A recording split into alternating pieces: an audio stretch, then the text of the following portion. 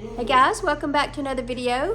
Look what we have, carrots. So we picked these from our own garden. So we're gonna go out to the garden and see how they look out in the garden, and then we come back in and we are gonna make carrot cake. So this week is my birthday, and who better to make a cake than me?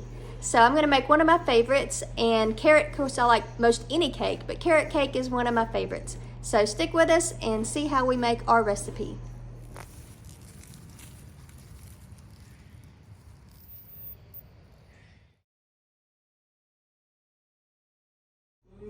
All right, so we're gonna take our carrots. We have already peeled them, so I'm gonna just grate them now. We're gonna grate these on our little box cutter here, and we're gonna grate until we have about 2 to 3 cups, hopefully towards 3 cups worth of grated carrots. And I'm gonna help. There's Alex. All right, you have to be very careful with the grater because it's very easy to cut your fingers, so Alex is doing it very carefully for me.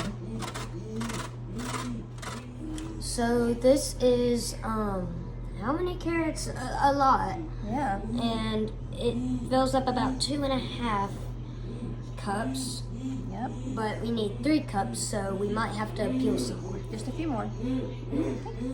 We are going to start with our cake ingredients. We'll do the icing in a little bit, but first we're going to start with 2 cups of all-purpose flour, 2 cups of granulated sugar, 4 eggs, 3 cups of freshly grated carrots, 1.5 cups of vegetable oil. We have 2 teaspoons of cinnamon, ground cinnamon, a 1/2 teaspoon of allspice seasoning, a teaspoon of salt, and 2 teaspoons of baking soda. All right, Alex, are you ready to help me sift them? Yep. All right, so we've sifted our 2 cups of flour. We're going to add the baking soda and the salt and the allspice and the ground cinnamon. All right, you want to try to sift it? Mm-hmm. Okay. Good job, bud. Those dry ingredients. All right, Alex, you ready to stir up those eggs? Yes. All right, stir the eggs. There's 4 eggs. You can whisk those up. You can use a fork or a whisk, or even a spoon. This is usually what I do when I make scrambled eggs. That's right. All right, ready for the oil? Mm-hmm. Whoa. Whoa. That looks weird, doesn't it? Yeah, it looks like jello or slime. Sugar time. Oh, is that our sugar to our dry ingredients? That's 2 cups of sugar. That's exactly what I need. 2 cups of sugar. Can you stir that for us? Mm-hmm. This reminds me of snow. Snow? Mm-hmm. All right, let's add our oil and eggs into our dry ingredients. Whoa. Looks like a river. Like lava. Yeah. All right, can you stir that for a minute? Yeah, we'll do the mixer in just a minute, but first we gotta combine them so that the flour doesn't fly all across the room. That's satisfying, like ASMR. Yeah? All right, you ready for the mixer? Yep. All right. And a thing is, a good mom lets their kids lick the beater. A great mom turns them off first. That's right. All right, here we go. Hold on, we don't turn it on until we put it down inside the bowl. You ready? Here we go. You got it? You wanna hold it? Keep it down in the bowl, don't pull it up. You're a pro, Alex, good job. All right, you ready for me to add some carrots? Yes. All right, stir this dry part right here, just a minute. There you go. I can say beat that dry part right over here. All right, ready to add the carrots? Yes. What do they smell like? Carrots. Okay, let's add them in. That's about 3 cups right there. Fresh from the garden. Our homemade garden, or should I say pro garden? Pro or amateur garden? Yes. We've grown a lot of things in that garden. Yeah, first year, not bad, huh?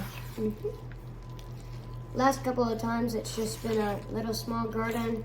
We didn't really get stuff, but this year it worked, because you can tell. These are not store-bought, these are freshly grown. Yeah, but you can get store-bought. The ones that are pre-graded will be a little drier. So fresh carrots, they release a lot of moisture in the batter when it starts cooking and adds a really nice flavor. All right, you ready to add the nuts? Yes. And the nuts are optional. We like them. You don't have to use them if you do not like nuts or you are allergic to them or you just do not want them. That's right. And these are chopped pecans. All right. You want to stir that up? Yep. And another thing to note is when you're stirring, it starts really smooth, but then when it starts to stir in, it gets tougher and tougher. So you might want to try and push your way through it because it gets harder and harder. One other ingredient that we often add in the South is a small jar of crushed pineapple. I love pineapple, but not everyone in my family does, so we're gonna leave it out for this one. All right, so we use a baking spray that has flour in it. We like this one, not sponsored. And we have 3 pans. These are 9-inch pans, but I only have 8-inch round cake release parchment paper. So these come already pre-made with a little tab so you can help release the cake if it doesn't come out right, or if you have a little soft spot in it. These always help you get a good release on your cake. So we are going to fill these 3 hopefully evenly with our batter and then cook it at 350 degrees for about 30 minutes. And do not touch the oven when it is 350 degrees. Yeah, it's hot. Really hot. They are filled. Alex has given them a light tap to release the air bubbles. And we're gonna put them in the oven now. All right, for our cream cheese frosting, there's only 4 ingredients. It's very simple to make. You're gonna have a teaspoon of vanilla, a block or 8-ounce block of cream cheese, 1 stick of salted butter, and 16 ounces of powdered sugar, also known as icing sugar or confectioner sugar. All right, Alex, icing can be a little tricky because the ingredients can be kind of hard to mix. So we have our butter and our cream cheese in here. Do you want to add the vanilla for me? All right, and so we're going to blend these up until they are nice and soft, and then I'm going to add the powdered sugar, okay? I'm just going to add a tiny bit of powdered sugar at a time because this can make a flying mess very quickly. And I'm going to stir it in first before we use our blender. You want to help me stir it, Alex? Okay, it's very tough right now.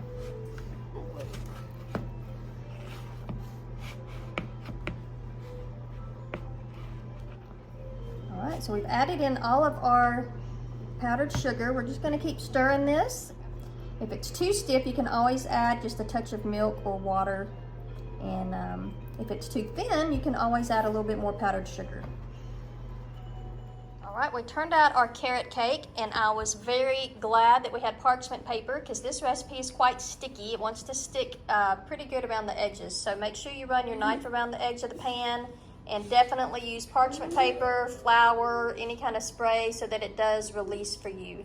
So we're gonna let these completely cool, and then we will stack them and ice them. All right, I just did a rough coat of icing on each layer. And then on the top layer, I spread it out and decided to save a little bit of icing and make some orange and green and make a cute little carrot on top. Hey guys, thank you so much for watching. This looks and smells delicious. We can't wait to taste it. So I'm gonna get Alex to come help me taste it too. You ready, Alex? All right, here we go. Carrot cake with cream cheese frosting.